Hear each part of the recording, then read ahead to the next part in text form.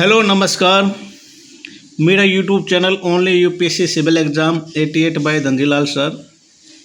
इस चैनल पर मैं इंडियन पॉलिटी से टॉपिक लेगिस्लेचर या विधायिका से 5 क्वेश्चन करवा रहा हूँ और हमें समझना होगा कि विधायिका क्या होती है। विधायिका वो होती है जो कानून बनाती है, और कार्यपालिका क्या होती है। कार्यपालिका वो होती है जो विधि द्वारा, जो विधायिका द्वारा जो विधि बनाई जाती है उसको पूरे इंडिया में लागू करवाना कार्यपालिका का कार्य है। और न्यायपालिका क्या देखती है? न्यायपालिका ये देखती है जो विधि बनाई है विधायिका ने वो संविधान के अनुरूप है या नहीं है। अगर संविधान के अनुरूप नहीं है तो वो कैंसिल हो सकती है, विधायिका रद्द हो सकती है। ठीक है, तो आज हम पढ़ रहे हैं विधायिका। विधायिका संसद का इम्पोर्टेंट पार्ट है। क्वेश्चन नंबर 1, लोकसभा की संरचना के संदर्भ में निम्नलिखित कथनों पर विचार कीजिए। ये लोअर असेंबली है और ये विघटित होने वाली क्या है? असेंबली। इसका हर 5 साल में चुनाव किया जाता है और लोकसभा जनता द्वारा चुनी हुई सरकार है जिसमें मेंबर ऑफ पार्लियामेंट बनाए जाते हैं। तो लोकसभा की संरचना के बारे में पूछ रहा है, तो ये संसद का एक भाग है लोकसभा, इसे लोअर असेंबली के नाम से जानते हैं। तो ऑप्शन 1, संविधान के अनुच्छेद 81 का संबंध लोकसभा से है। ऑप्शन 2, इसके सदस्यों की अधिकतम संख्या 552 निर्धारित की गई है। ऑप्शन 3, वर्तमान में इसमें 545 सदस्य है। उपरोक्त में से कौन सा से कथन सही है? ऑप्शन ए केवल 1 और 2, ऑप्शन बी केवल 1 और 3, ऑप्शन सी केवल 3, ऑप्शन डी 1, 2 और 3। तो इसमें राइट आंसर देखा जाए तो ऑप्शन डी है, पूरे कथन ही सही है।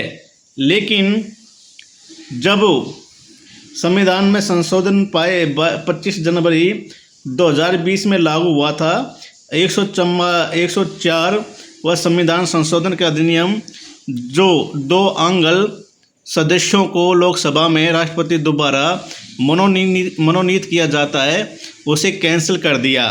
तो अभी वर्तमान में सदस्यों की अधिकतम संख्या कितनी है? 550 है और वर्तमान में इसमें 543 सदस्य हैं इलेक्टेड मेंबर, क्योंकि 2 आंगल सदस्यों को राष्ट्रपति द्वारा जो मनोनीत करते थे भारतीय समुदाय के, उन्हें संविधान संशोधन अधिनियम 104 के द्वारा रद्द कर दिया गया है।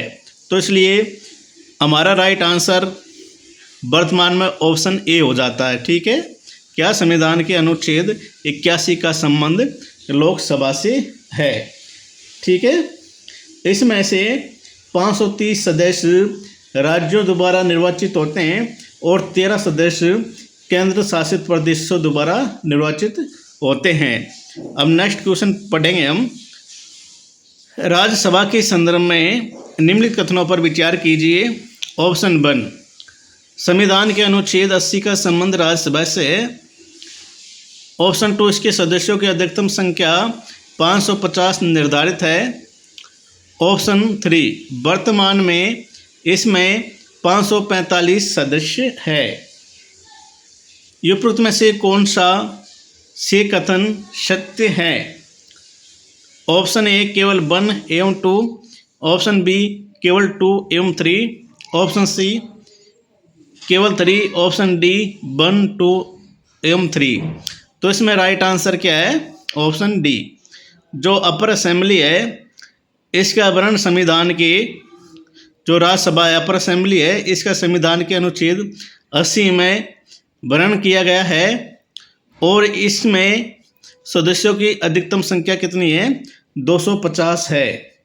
ठीक है, और वर्तमान में इसमें 545 सदस्य हैं, जिसमें से 545 में से 12 सदस्य जो विशेष क्षेत्र में लोकप्रिय हैं उनको राष्ट्रपति द्वारा मनोनीत किया जाता है और वो राष्ट्रपति के चुनाव में भाग नहीं लेते हैं, वो राष्ट्रपति के महाभियोग में भाग लेते हैं। फिर हम देखते हैं नेक्स्ट क्वेश्चन नंबर 3। निम्नलिखित कथनों में से कौन सा कथन असत्य है? ऑप्शन ए, संसद के दोनों सदनों में एक विपक्ष का नेता होता है। ऑप्शन बी, विपक्ष के नेता के पास लोकसभा में कम से कम 55 सदस्य तथा राज्यसभा में 25 सदस्य होने चाहिए। ऑप्शन सी, विपक्ष के नेता का वेतन, भत्तें तथा सुविधाएं कैबिनेट मंत्री की तरह मिलती है। ऑप्शन डी, 1985 में पहली बार विपक्ष के नेता को मान्यता मिली थी। तो इसमें असत्य है ऑप्शन डी, 1985 में पहली बार विपक्ष के नेता को मान्यता मिली थी, यह कथन सही है। जबकि ऑप्शन ये सही है, संसद के दोनों सदनों में एक विपक्ष का नेता होता है, बिल्कुल सही है। और विपक्ष का नेता बनने के लिए कम से कम 50 लोकसभा के सदस्य उसकी तरफ होने चाहिए, 55, ठीक है, लोकसभा में 55 सदस्य होने चाहिए। जैसे अभी राहुल गांधी है विपक्ष का नेता, तथा राज्यसभा में 25 सदस्य होने चाहिए एक पार्टी के, या जिसको विपक्ष का नेता बनाए जा रहे हैं उसके 25 सदस्य मत देने वाले होने चाहिए। और जो विपक्ष का नेता होता है उसको कैबिनेट मंत्री की तरह सभी सुविधाएं मिलती है। और जो विपक्ष के नेता को पहली बार कब मान्यता मिली थी? वर्ष 1977 में भारत में विपक्ष के नेता के पद को विपक्षी नेता वेतन और भत्ता अधिनियम 1977 दोबारा वैधानिक बना दिया गया तथा विपक्ष के नेता वेतन एवं भत्ता प्रावधान किया गया। तो 1977 में क्या मिली थी? मान्यता मिली थी। कितना? 1977 में। फिर हम देखते हैं नेक्स्ट क्वेश्चन। निम्न में से कौन सी शक्तियां लोकसभा को राज्यसभा की तुलना में अनन्य रूप से प्राप्त हैं? ऑप्शन 1, धन वित्त विधेयक की पुनर्स्थापना के संबंध में। ऑप्शन बी, धन विधेयक के निरस्तीकरण अथवा संशोधन के संबंध में। ऑप्शन 3, मंत्रिपरिषद के उत्तरदायित्व के संबंध में। ऑप्शन 4, अखिल भारतीय सेवा के सृजन में। निम्नलिखित कोटों में से सही उत्तर चुनिए। Option A 1, 2, 3, 4, option B 1, 2, 3, option C 1, 3, 4, option D 2, 3, 4। तो इसमें राइट आंसर है ऑप्शन बी। धन विधेयक और के संबंध में लोकसभा को विशेष शक्ति मिली हुई है, क्योंकि लोकसभा का अध्यक्ष ही उसका अंतिम निर्णायक दाता होता है। और धन विधेयक के निरस्तीकरण अथवा संशोधन के संबंध में भी लोकसभा को राज्यसभा की तुलना में बहुत अधिक शक्ति प्राप्त है। और मंत्रिपरिषद भी लोकसभा के प्रति उत्तरदायी होती है, जबकि अखिल भारतीय सेवा के सृजन में राज्यसभा को अनन्य रूप से प्राप्त शक्ति है। तो इसमें ऑप्शन 1 और 2, 3 दोनों सही है, जबकि ऑप्शन 4 गलत है। इसमें राज्यसभा का अपर असेंबली का बहुत बड़ा रोल है। Next question. धन विधेयक से संबंधित निम्नलिखित कथनों में से कौन सा एक सही नहीं है? ऑप्शन ए, इसे राज्यसभा में पुनर्स्थापित नहीं किया जा सकता है। ऑप्शन 2, विधेयक धन विधेयक है या नहीं, इसका निर्णय लोकसभा अध्यक्ष करता है। ऑप्शन सी, धन विधेयक पर संयुक्त बैठक बुला सकते हैं। ऑप्शन डी, कोई धन विधेयक राष्ट्रपति की सिफारिश से प्रस्तुत किया जाएगा, अन्यथा नहीं। तो इसमें असत्य कौन सा है? ऑप्शन सी, धन विधेयक पर संयुक्त बैठक नहीं बुला सकते हैं, साधारण विधेयक पर संयुक्त बैठक बुला सकते हैं।